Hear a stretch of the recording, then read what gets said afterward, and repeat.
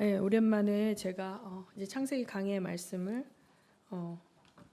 전하게 됐는데요. 하도 오래 텀이 있어갖고 여러분이 22강이 뭔지 기억 못하실 거예요. 22강은 이삭이 우물을 어떻게 계속 뺏겼던 스토리였습니다. 오늘은 야곱의 스토리로 넘어왔습니다. 야곱의 스토리는 여러분이 참 많이 아는 이야기지만 야곱의 스토리를 또 우리가 너무 쉽게 다 안다고 생각하고 쉽게 넘어가는 부분도 있어요. 근데 제가 이번에 기도하면서 어떤 부분 우리가 너무 쉽게 넘겼던 것들, 그런 것들 가운데 하나님이 주시는 메시지와 계시를 잘 찾을 수 있도록 노력하겠습니다. 오늘 말씀 제목을 한번 볼까요? 시작. 선택받은 자와 선택받지 못한 자. 본문을 한번 읽겠습니다. 창세기 25장 20절에서 23절까지 우리 다 같이 합독하겠습니다. 시작. 이삭은 40살 때에 리브가와 결혼하였다.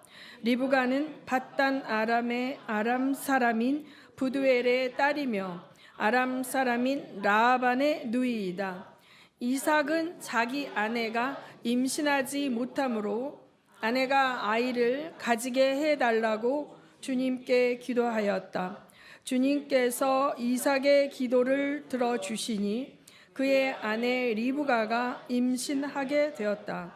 그런데 리브가는 쌍둥이를 베었는데 그 둘이 태안에서 서로 싸웠다. 그래서 리브가는 게 괴로워서야 내가 어떻게 견디겠는가 하면서 이 일을 알아보려고 주님께로 나아갔다. 주님께서 그에게 대답하셨다.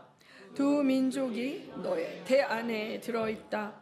너의 태 안에서 두 백성이 나뉠 것이다. 한 백성이 다른 백성보다 강할 것이다. 형이 동생을 섬길 것이다. 네, 아멘. 자, 이 말씀을 우리가 본문을 읽으며 은혜가 되는 분도 있지만 불편한 분도 있을 거예요. 하나님은 공평하신 하나님이신데, 그렇죠?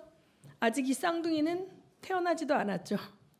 어떤 액션도 없고 어떤 행함도 없어 보이는데 하나님이 이미 결정하시나?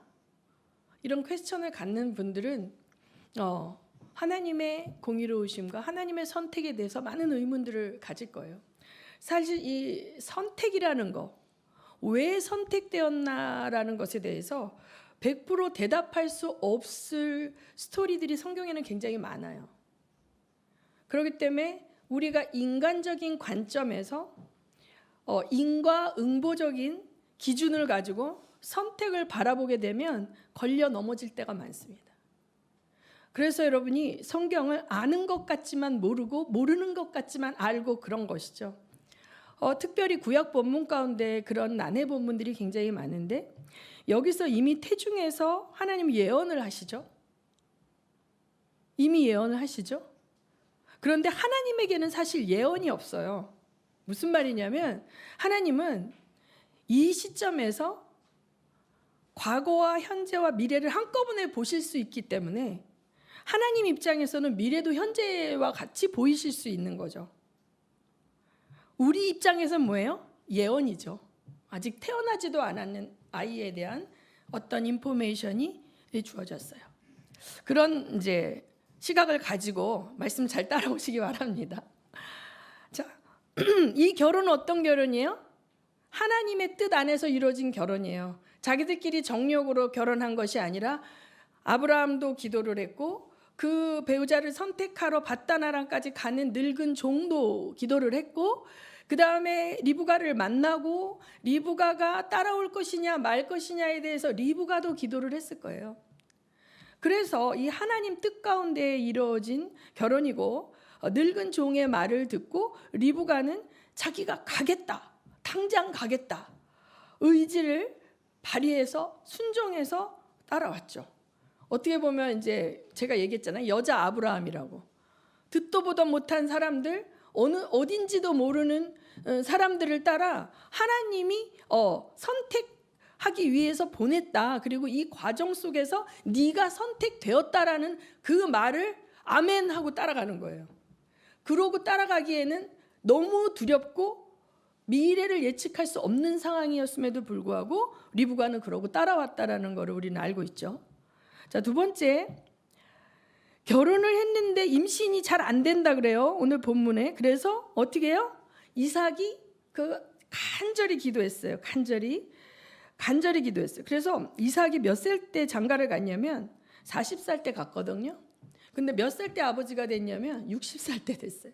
이 구약의 시간들은 지금 우리 현대의 시간들보다 굉장히 느리게 흐릅니다.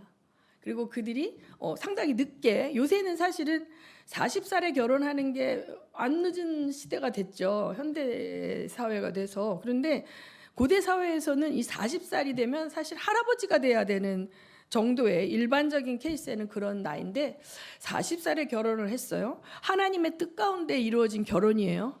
그러면 생육하고 번성하고 아이도 쑥쑥 잘 나와야 되는데 어때요? 아이가 안 나와. 아이를 안 주셔. 그래서 이삭이 간절히 기도한 거예요. 그래서 무려 20년 동안 기도해서 된 임신입니다. 그렇죠? 그래서 20년간 기도해서 응답을 받았는데 여기까지는 하나님과 인간과의 어떤 동역의 관계가 있어요. 동역의 관계가. 그런데 이제 쌍둥이가 된 거예요. 쌍둥이가 잉태된 거예요. 자, 이거는 우리가 전혀 어떻게 개입한 게 아니에요. 하나님이 그냥 한 번에 두 아이를 허락하신 거죠.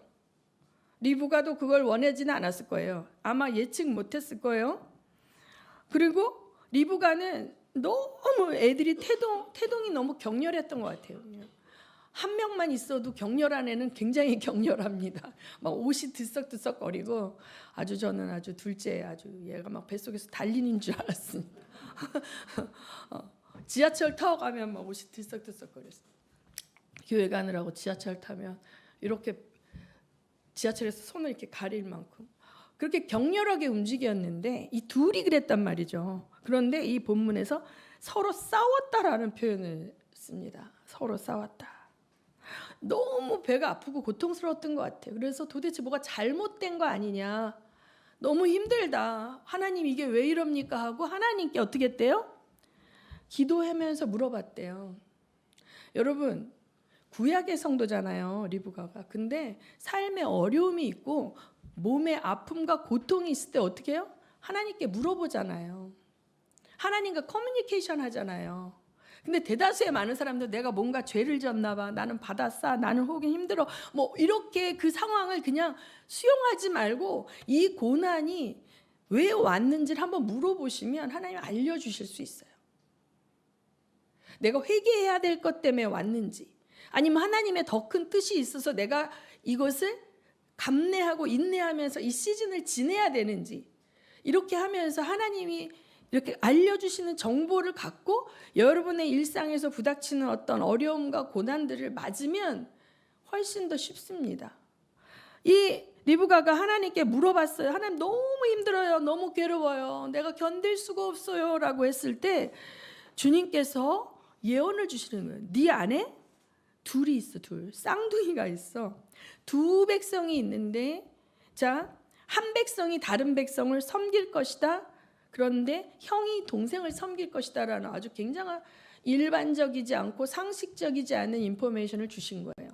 그 당시 고대 근동의 사회에 있어서 장자가 갖는 권한, 집안의 위계 질서, 권위라는 거는 지금 현대 사회하고는 너무 많이 달라요.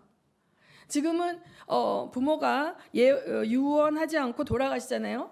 그러면 유산을 n분의 1로 나눕니다. 남녀 차별이 없어요.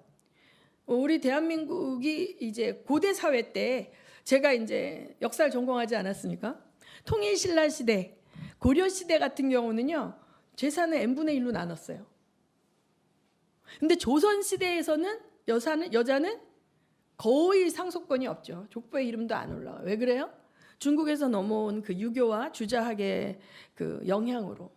그런데 여기 고대 근동에서는 그 여성에게 되게 권한이 없죠.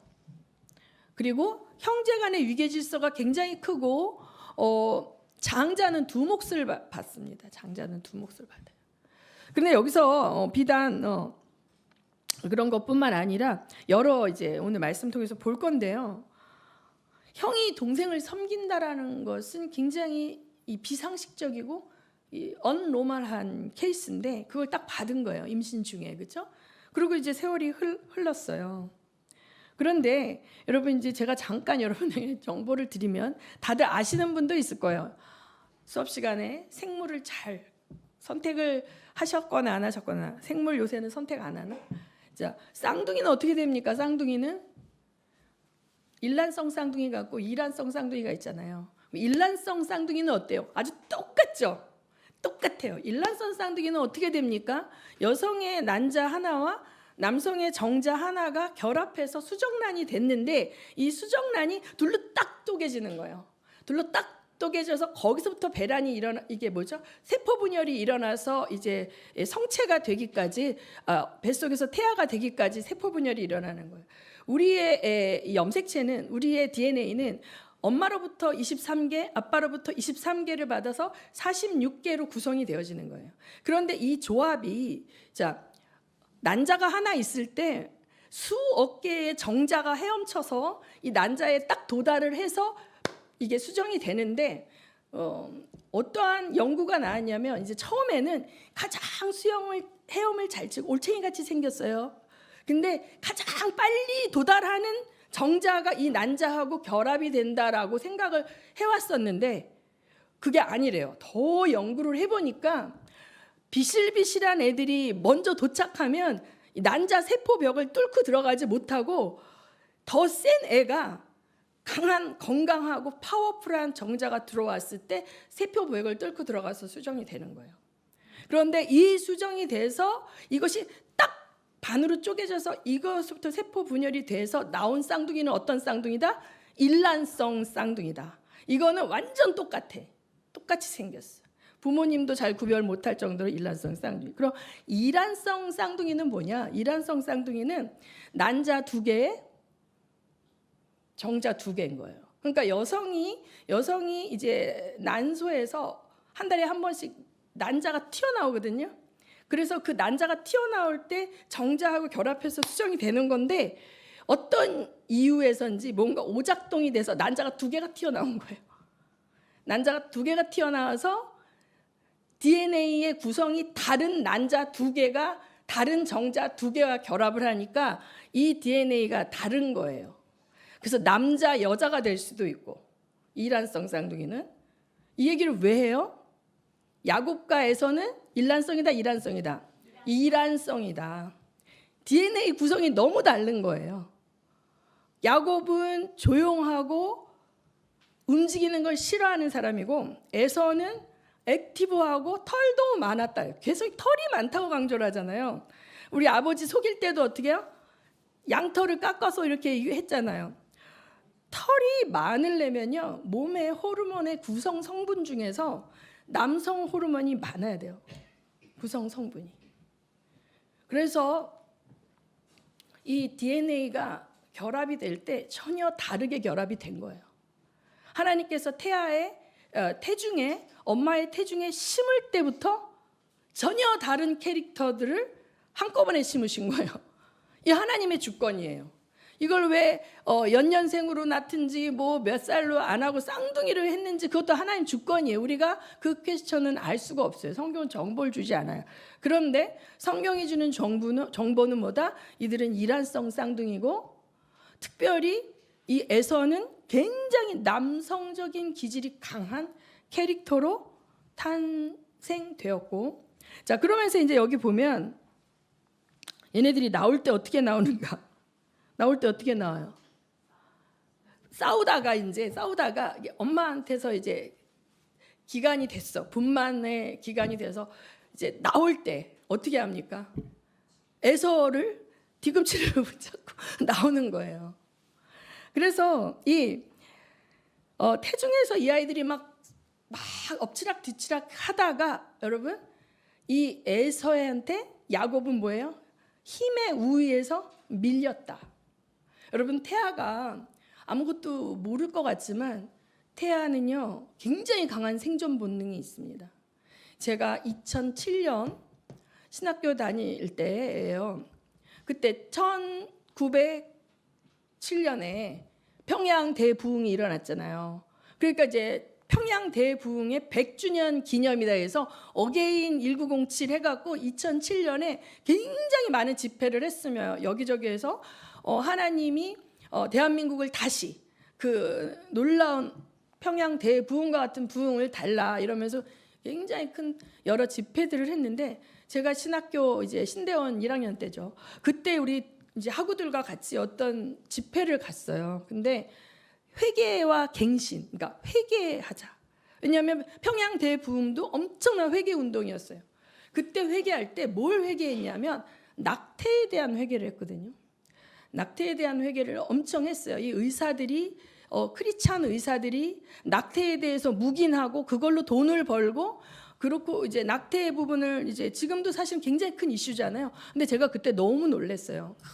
큰 영상을 보여주는데요. 그 태중을 찍은 거예요.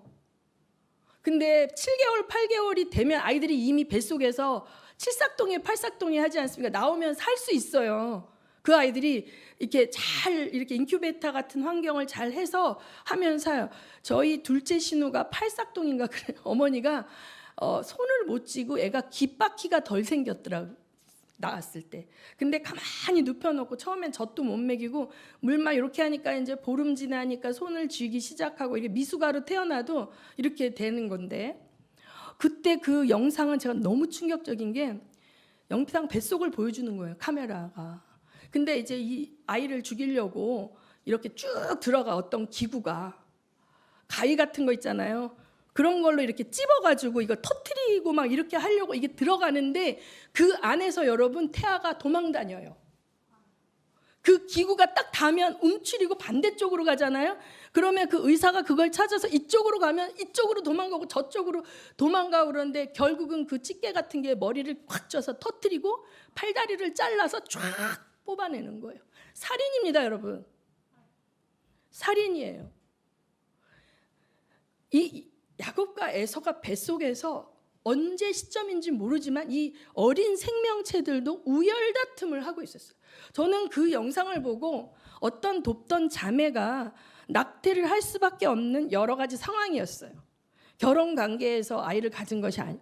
근데 그때 이 사람이 그거에 대해서 진행할 때 막아서다 가족들에 의해서 제가 빠질 수밖에 없는 상황이었는데 제가 진짜 꺼이꺼이 울면서 회개했어요. 그 자매를 대신해서.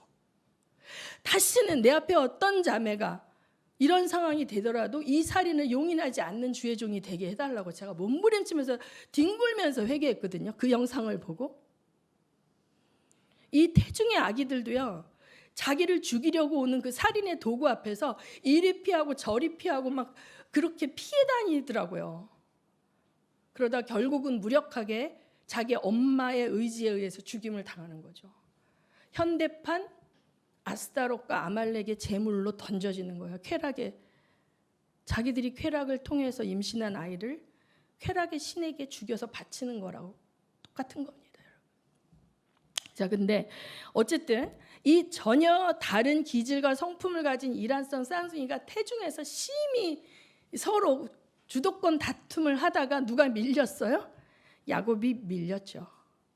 밀려서 이제 에서가 먼저 나갈 때 자기의 파워만 가지고는 안 되니까 형의 뒤꿈치를 붙잡고 이렇게 그 따라 나오는 거죠.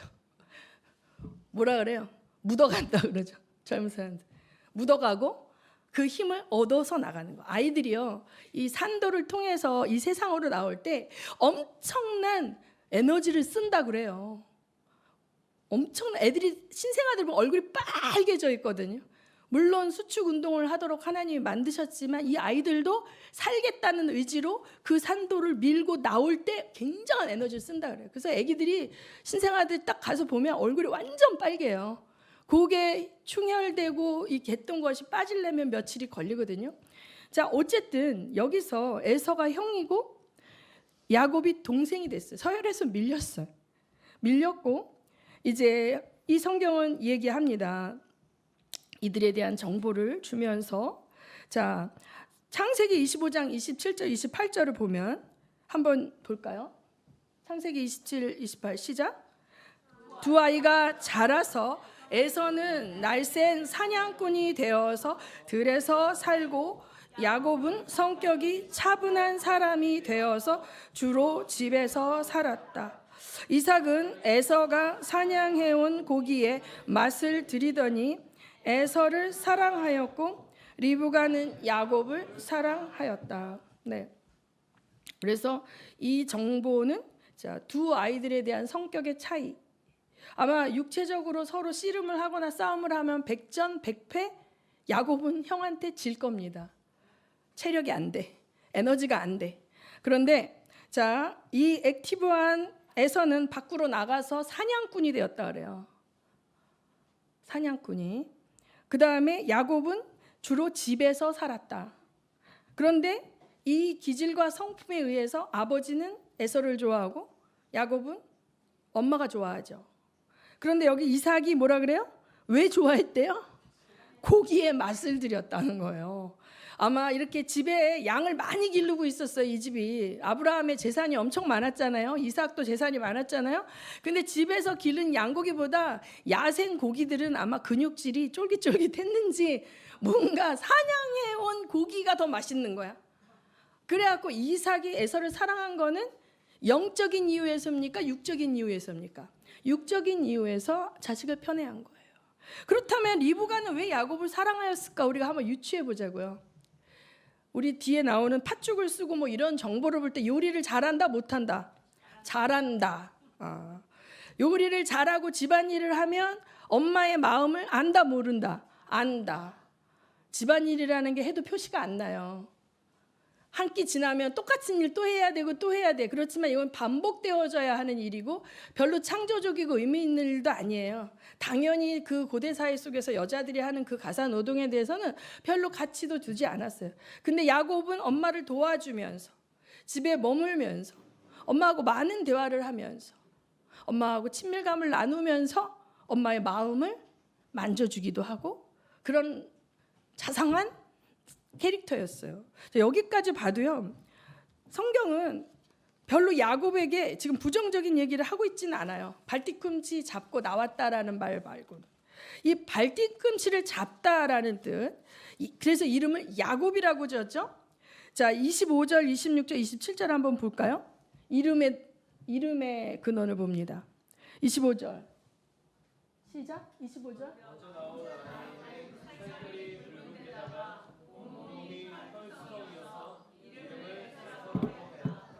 이어서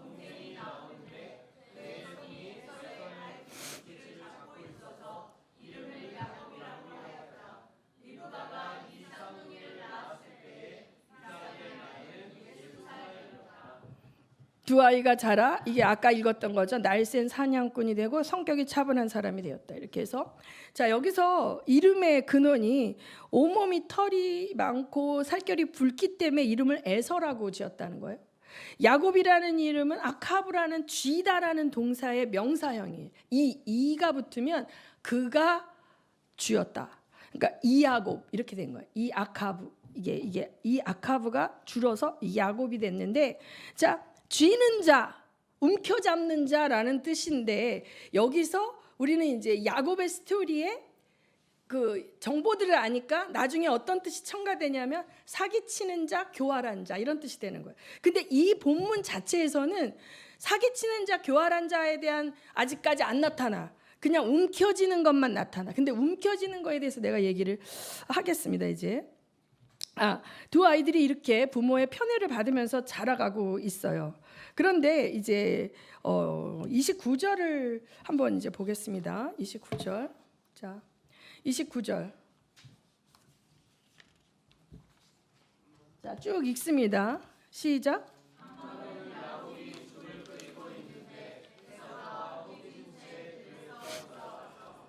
네. 그래서 지금 여기 본문을 제가 그거를 안 했나 봐요. 이 죽을 달라고 막 얘기하죠. 죽을 요구합니다. 내가 곧 죽게 되었다. 너무 배가 고프니 그 죽을 나에게 내놔라. 이렇게 얘기하죠. 그랬는데 야곱이 뭐라 그래요? 장자권을 갑자기 얘기하잖아요. 이게 뜬금없지 않습니까, 여러분? 그렇죠? 뜬금없어요. 그래서 여러분 이걸 여러분이 이제 과거에 성경을 읽을 때, 자, 야곱이 리브가하고 짜고 아버지 속인 거, 그래서 장자권 아니 그 축복권 가르친 거 읽었잖아요. 그래서 이 본문을 읽을 때도 자꾸만 그게 선입관을 갖고 읽는데, 여기 본문을 잘 말하면 꼬신 게 아니에요. 누가 먼저 팥죽을 달라 그랬어요? 에서가 달라 그랬어요. 그러면 에서가 오면 이걸 가지고 내가 딜을 해야지 하고 끓인 게 아니에요. 그냥 야곱은 매일 죽을 끓이는 사람이에요. 왜? 그 집안에 목자들이 많았고, 그 집안 엄마가 죽었고, 아니 죽은 게 아니라 이제 사라는 죽었고, 이 연로한 할아버지도 그때는 아니구나. 이제 어쨌든 이래서 많은 그 가신들과 또 이런 자들을 먹이고 돌보는 일을 하는 엄마의 역할을 누가 도왔다? 야곱이 도와서 요리를 잘하게 된 거예요. 그렇게 이 사람이 끓인 죽이 맛있게 된 거예요. 한 번 끓여갖고 그렇게 맛있지가 않거든요. 맛있게 된 겁니다. 그날도 그렇게 했던 거예요. 그런데 원래 누가 마땅히 가정을 돌봐야 됩니까? 에서가 돌봐야 돼요. 에서가 장자기 때문에 그 집안을 대소사를 챙기고 돌봐야 되는 거는 에서의 몫이에요. 그런데 에서는 밖으로 나가는 게 너무 재밌는 거예요. 집에서 맨날 똑같은 일 뺑뺑이 돌면서 하는 일 너무 재미없는 거예요. 근데 오늘은 이 마을로 가보고 내일은 저 마을로 가보면 그 짐승들을 만나서 추격하고 사냥하는 거 막 성취감 있고 스릴이 있고, 그 다음에 그때 만나는 주변 사람들과의 인간관계도 너무 재미있고 그렇습니다. 그 삶에 취해 있었던 거예요. 그날도 밖에 나간 거예요. 들에 나간 거예요. 들에 나갔는데 그날은 사냥에 성공하지 못했는지 어쨌는지 배가 고픈 채, 너무 고픈 채 돌아왔는데 마침 죽이 끓고 있었던 것이고, 그 죽을 내놔라 라고 얘기한 거는 에서였다는 것이죠. 여러분, 에서였다는 것이죠. 근데 갑자기 야곱이 그러려면 나에게 먼저 맹세부터 하고 그 장자의 권리를 나한테 판다고 하라고 얘기한 거예요. 여기서 되게 뜬금없어요. 우리가 볼 때는. 그런데 야곱에게 있어서는 뜬금없는 게 아니에요. 이게 나왔던 건 뭐예요? 야곱은 항상 장자의 권리에 대해서 관심이 있었다 없었다? 있었다. 항상 그 부분에 관심을 갖고 있었다. 자, 생각을 해봅시다. 이 가정은 어떤 가정입니까? 갈대아 우르에서 아브라함이 이민 왔어요. 가나안 땅으로. 왜 왔어요? 하나님의 말씀 때문에 왔어요. 자기 엄마는 왜 왔어요? 이 땅에 사는 여자들과 결혼하는 것을 하지 않기 위해서 아브라함이 그걸 맹세를 시켰고, 그 종이 가서 떠나온 그곳에 가서 데리고 왔죠. 이 가정이 다른 가정과 가장 차별되는 특징은 뭐다? 여호와 하나님을 섬기는 가정이에요. 그 주변의 이방 가정들과 다른 아주 궁극적이고 아주 중요한 차별은 뭐다? 여호와를 섬기는 집안이라는 거예요. 여호와를 섬기는 집안. 그런데 자, 여호와를 섬긴다는 건 뭡니까? 다른 몰렉이나 다른 어떤 신들을 섬기는 것과 여호와를 섬기는 것의 차이가 뭔지 아십니까?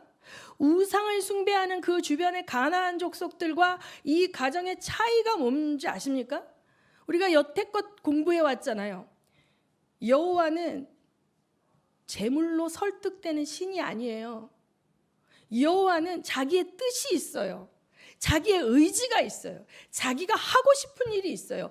그 일의 파트너로 선택된 게 여호와 신앙인 거예요. 그 전에 다른 우상들은 내가 양을 잡아서 바치고, 내가 뭘 잡아서 바치고, 뭘 잡아서 팔 테니 우리 집안 잘 되게 해주세요. 이게 우상 숭배예요. 여러분, 아직도 예수를 이렇게 믿는 사람 있습니다. 우상 숭배와 하나님을 믿는 신앙의 차이는 언약입니다. 그 언약은 그 언약 안에 하나님의 의지가 들어있어요. 하나님 뭘 원하시는지, 네가 여기에 오케이, 순종, 동의? 그럼 너와 난 파트너가 되는 거고, 내가 너의 모든 것을 책임질게. 이 계약과 같은 언약 안으로 들어오는 게 언약 신앙이에요. 우상 숭배는 이게 아닙니다. 내가 이거 죽게 달래는 거예요. 여러분, 가인과 아벨이 왜 실패했습니까? 가인은 언약으로 하나님을 나간 게 아니라 우상 숭배의 신을 달래는 그런 모습으로 나갔기 때문에 하나님이 가인의 예물을 어떻게 해요? 거절하십니다. 하나님이. 여러분, 모든 헌금과 예배 하나님 다 받지 않아요. 어떤 사람의 것은 하나님 안 받는다니까요. 이 하나님을 모르면 백날 예수 믿어도 실패할 수 있어요. 아직도 우상숭배처럼, 아직도 다른 종교를 믿는 것처럼 예수를 믿는 분이 서진교회는 단 한 분도 없으시기를 바랍니다. 자, 그래서 여러분, 이 언약이라는 것과 이 가정의 차별화된 하나님과의 관계에 대해서 야곱이 알았을까요? 몰랐을까요? 알았을 것 같아요? 몰랐을 것 같아요? 100%는 몰라도 어느 정도는 알았다고 생각이 들어요. 제가 이제 그것을 여러분에게 가르쳐 드리면, 자, 아브라함은 175세에 사망합니다. 요 전에 족보가 나오는데 아브라함이 175세에 사망해요. 자, 이삭은 아브라함 몇 살 때 태어나요? 아브라함 몇 살 때 이삭이 태어납니까? 100세에 얻은 아들이잖아요. 100세에. 자, 100세에 아브라함 100세 때 이삭이 태어났어요. 자, 그러면 이삭이 몇 살에 장가 갔다 그랬어요? 아까 40세에 장가 갔다 그랬어요. 쌍둥이 몇 살에 태어났어? 60세에 태어났어. 그럼 이 아이들이 태어났을 때 아브라함의 나이가 몇 살이에요? 160세. 자, 아브라함 몇 살에 죽었다고요? 175세. 쌍둥이 몇 살 때 할아버지 돌아가셨어요? 15살 때. 성경이 주는 족보의 정보가 이렇게 중요해요. 자, 우리는 아브라함 스토리가 끝나고 이렇게 이삭으로 넘어와서 아브라함 죽은 줄 알지만 쌍둥이가 태어나서 15살이 될 때까지 할아버지는 살아계셨어요. 그리고 이 할아버지는 이삭이 약속의 자손인 걸 알고 이삭의 가문을 위해를 가하거나 죽이려고 하는 모든 세력들을 다 내보냅니다. 성경의 정보를 보면 이스마엘도 내보냅니다. 또 그두라라는 첩을 통해서 얻은 자식들도 일찌감치 한 재산 줘서 다 띄어서 동쪽으로 보냈다 그래요. 그럼 아브라함은 누구하고 함께 가까이 있었어요? 이삭하고. 그럼 아브라함이 죽는 그 순간까지 하나님과의 언약에 대한 부분을 자손들에게 가르쳤을까요? 안 가르쳤을까요? 가르쳤다고 봅니다. 왜? 창세기 17장 1절에서 14절을 봅니다. 창세기 17장 1절에서 14절 교독하겠습니다. 창세기 17장 1절에서 14절. 아브라함의 나이 99이 되었을 때에 주께서 그에게 나타나셔 말씀하셨다. 나는 전능한 하나님이다. 나에게 순종하며 흠없이 살아라.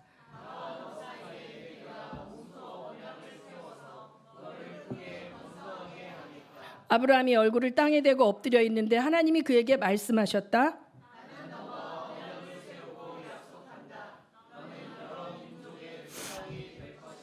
내가 너를 여러 민족의 아버지로 만들었으니 이제부터는 너의 이름이 아브라함이 아니라 아브라함이다.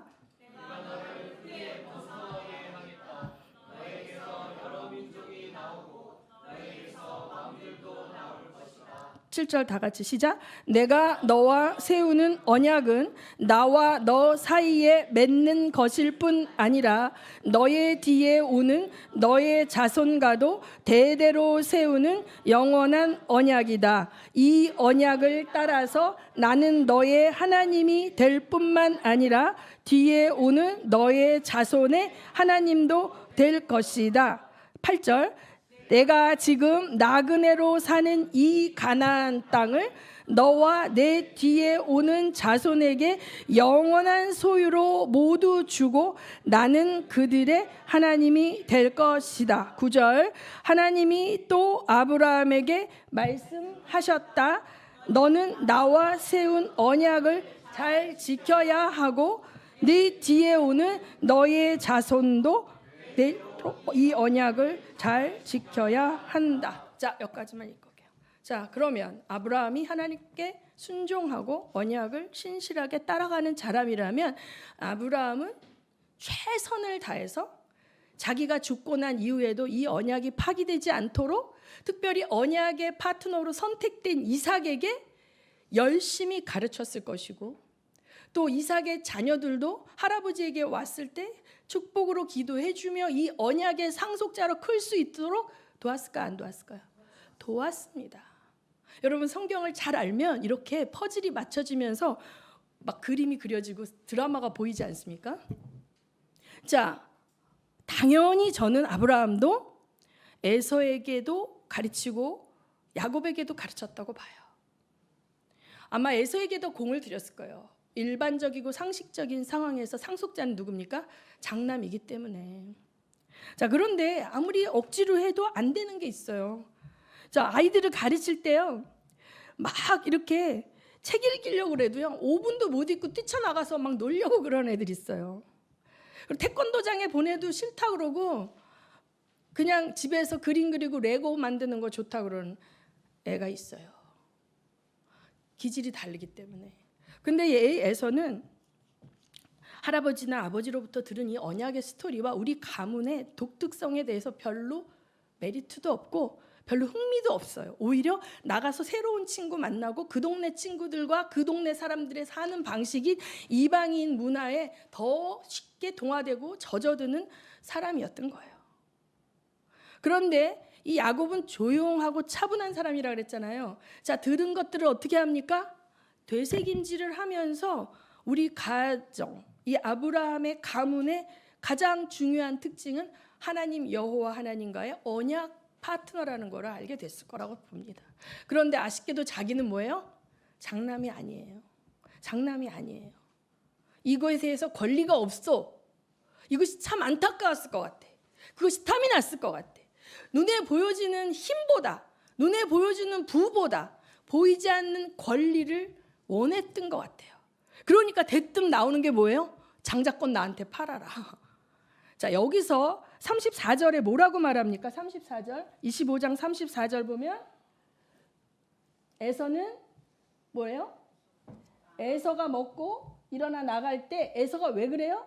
맏아들의 권리를 어떻게 가볍게 여긴다잖아요. 여기서 책망하는 글은 누구에게 써 있어요? 에서에게 써 있어요. 우리가 생각에는 막 야곱을 막 형을 꼬셔가지고 막 팥죽을 이렇게 유혹하고 막 이렇게 했다는데 유혹한 적 없어요. 자기가 원한 거예요. 그런데 달라 그럴 때 그러면 딜을 하자 한 거죠. 근데 해필 왜 장자권을 원했어요? 그 장자권이 갖고 있는 의미에 대해서 에서가 생각하고 있는 그 생각이 아니에요. 야곱에게 있어서 장자권이 갖고 있는 무게와 중요성은 에서가 생각하는 것 같고 차원이 다를 정도로 엄청 소중하고 이걸 꼭 갖고 싶을 만큼 그러한 가치를 가진 것이었다는 거예요. 자, 여러분, 우리가 어떠한 성경을 읽을 때 선과 악의 개념, 윤리 도덕적 개념으로 우리가 쉽게 넘어갈 수가 있거든요. 어떤 경우는 굉장히 많습니다. 옳고 그름과 좋은 것과 나쁜 걸 차별해서 우리가 착한 것 그것을 존중하고 그것을 이렇게 격려하고 나쁘고 악한 것을 따르지 않는 건 맞아요. 그런데 성경에 때로는 선과 악의 개념, 옳은 것과 틀린 것의 개념으로 볼 수 없는 게 있어요. 그것은 배드 앤 굿이 아니에요. 굿보다 더 높은 그레이트예요. 위대한 거예요. 그 위대한 것은요, 땅의 논리가 아니에요. 하나님과 맞닿아 있는 논리예요. 영적인 것이에요. 이 하나님은 때로는 좋은 것보다 위대한 걸 택한 걸 맞다고 손들어 준단 말이에요. 이 하나님을 모르면 여러분은 인본주의에 걸려서 넘어지고 자꾸 선악간에 시비하며 옳고 그름의 자리로 나가요. 예수님이 바리새인과 맨날 싸운 게 이거예요. 그들은 옳고 그름의 논리를 가지고 와서 예수를 넘어뜨리려고 그랬어요. 근데 예수는 항상 얘기했어요. 위대한 하나님의 뜻과 하나님의 것, 하나님이 원하시는 것, 그것이 인간이 생각하는 선보다 위대하다. 아멘. 여러분, 형한테 치사하게 그냥 배고파 죽겠다 그러는데 한 그릇 주지 거기다 뭐 장자권 얘기에 엄청 치사하고 야비한 거예요. 근데 그 행위의 근원은 뭐예요? 사모함이에요. 이 가정에 차별화된 이 가정, 이역말리 가나안 땅에 와서 살며 이 땅을 떠날 수도 없어. 하나님 이 땅을 줬기 때문에 외롭게 살아야 되고 이방인 취급을 받으며 살아야 되고 세상 문화와 구별된 채 별종처럼 살아야 되고 외롭게 살아야 되지만 그래도 이게 소중하기 때문에 이 가정의 장자권을 사모하는 것입니다. 야곱이. 아멘. 이것을 하나님 손들어 주는 거예요. 좋고 나쁨의 그름, 여러분의 얄팍한 선악간의 지식으로 성경을 보다 보면 여러분 걸려 넘어집니다.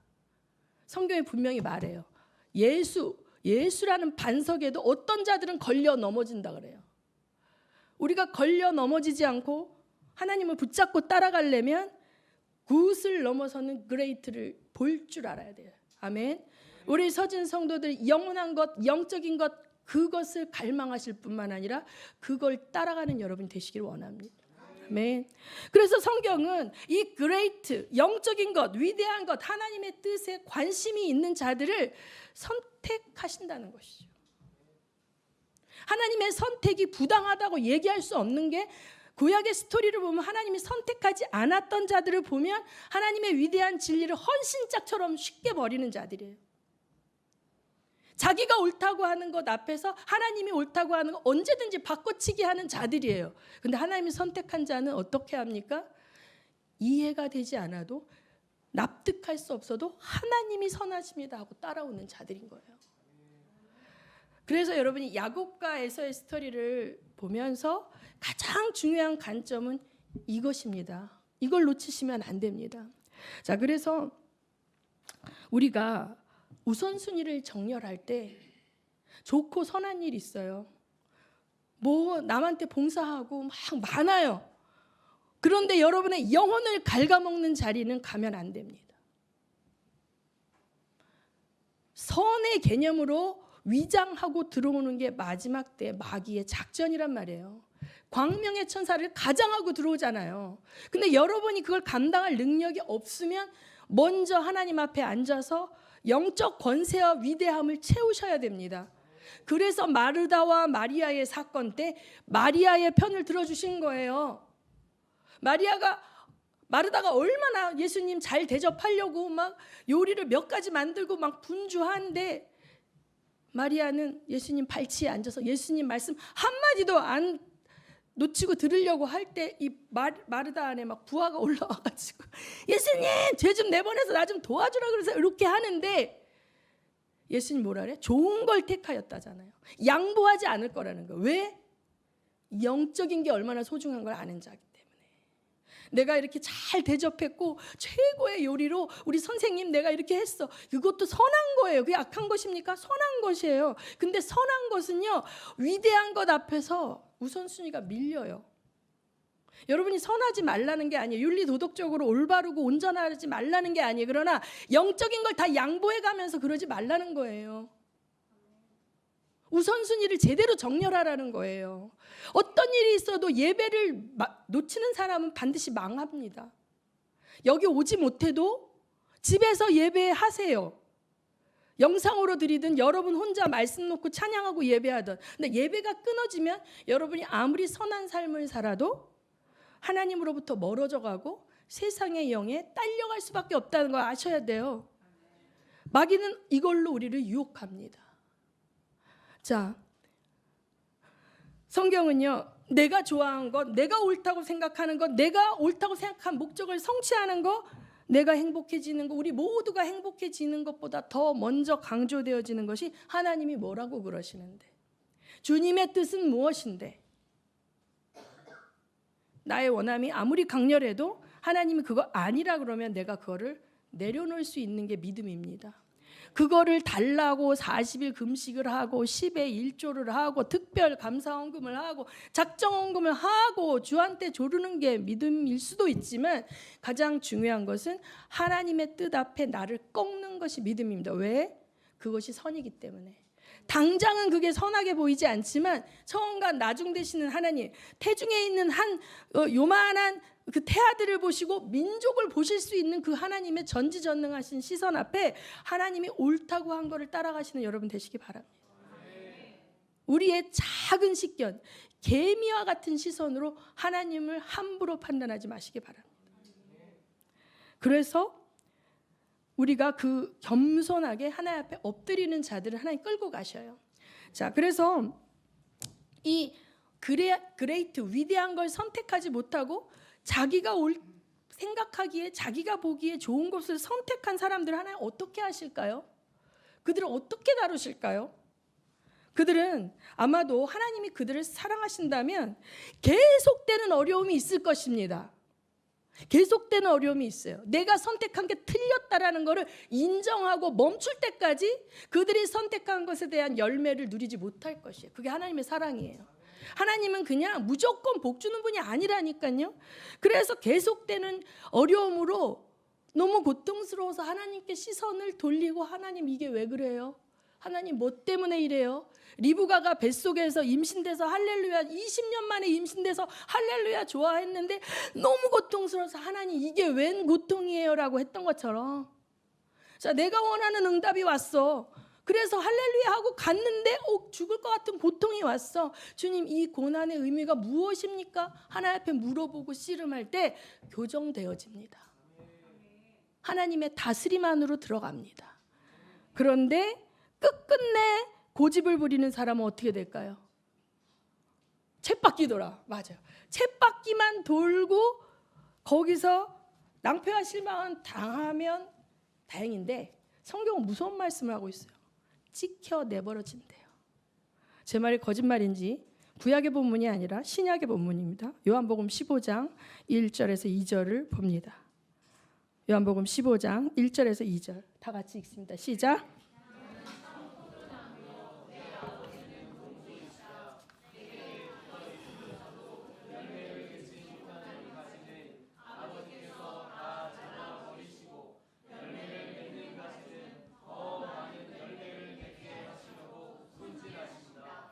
3절, 너희는 내가 너희에게 말한 그 말로 말미암아 이미 깨끗하게 되었다.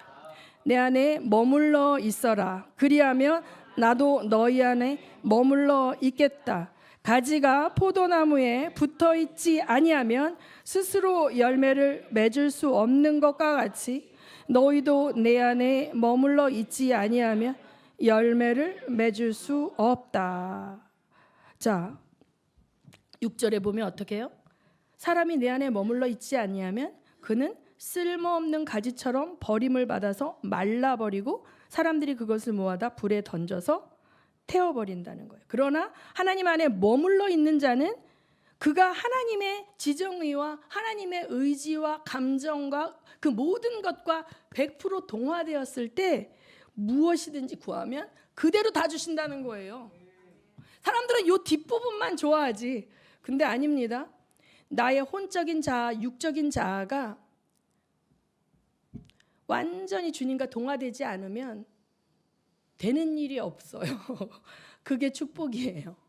제가 어떤 분하고 어제 잠깐 통화하다가 어떤 사람이 물건을 받아서 뭐 갖고 있는 BMW에다가 벤츠를 또 뽑고 뭐 엄청나게 돈을 벌고 있대요. 그래서 내가, 목사님 근데 그게 뭐예요? So what?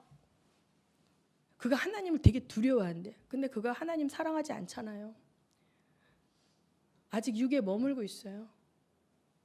껍데기 치장하느라고 주일도 안 나와요. 사업이 커져서 주일도 매장을 열고 돈은 엄청 버는데, 저는 무섭지 않으세요? 첫째 부활에 참여할 수 있을까요? 환란이 올 때 그가 믿음을 배반하지 않을 수 있을까요? 벤츠 타고 싶어서 주일날 예배도 안 가고 장사하는데, 그래서 돈이 막 쏟아져 들어오는데 그 돈 관리하느라 더 힘들어요. 많으면. 그렇죠? 공장을 지어야 되고 제품이 많이 팔려 나가면. 그런데 하나님 잃어버리고 놓쳐버리고 주님 오실 때 내가 너를 모른다. 나의 열등감과 내가 위대해 보이기 위해서 뭔가를 하는 것, 그게 사역이라 할지라도 하나님이 난 널 모른다 하실 수 있거든요. 정말 중요한 것은 하나님을 예배하는 거예요. 하나님을 예배하는 자는 하나님 뜻이 무엇인지 알기 원해요. 그리고 그 뜻 앞에 나의 뜻을 꺾고 순종하기 원해요. 이게 육을 십자가에 못 박는 거거든요.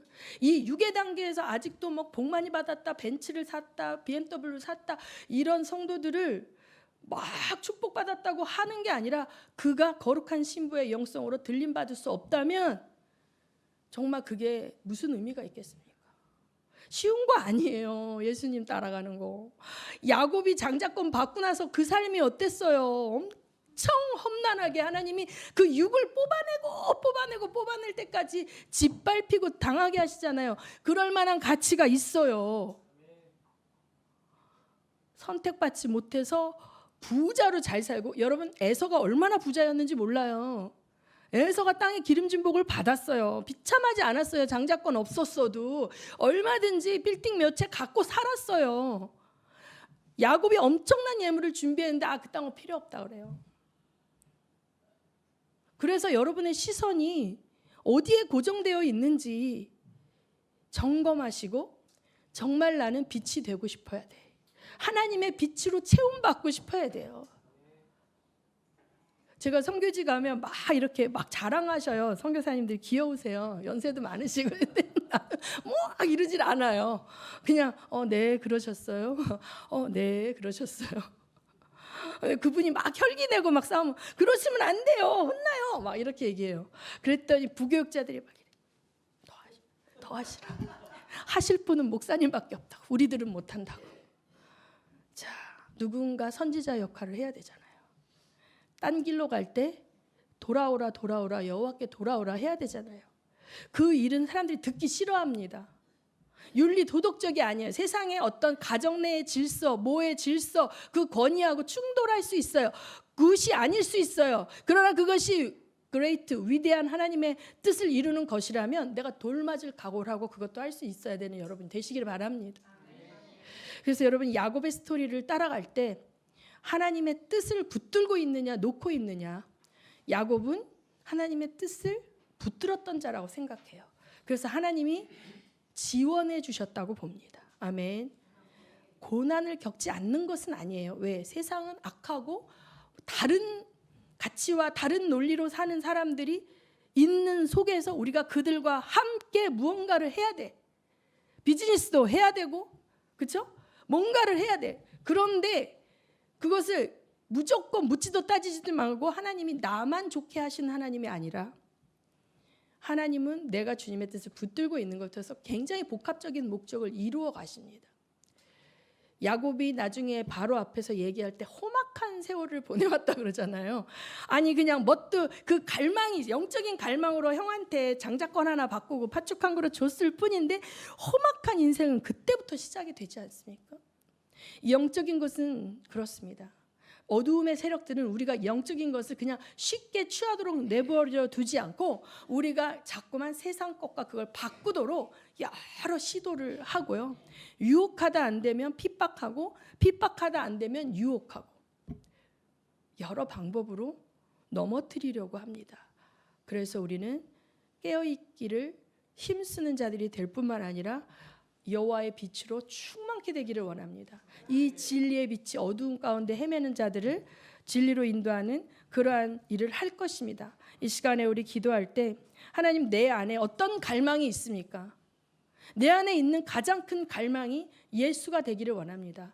하나님을 붙드는 거, 하나님이 나와 함께하는 거, 그 하나님과 친밀함을 나누는 것, 그것이 내 갈망이 되기를 원합니다. 그 어떤 것도 이것보다 앞설 수 없습니다. 모든 것에 정답 되시고 모든 것에 결론 되시는 하나님이 내 안에 계시면 내 인생은 100% 성공입니다. 아멘. 통성으로 기도하시겠습니다.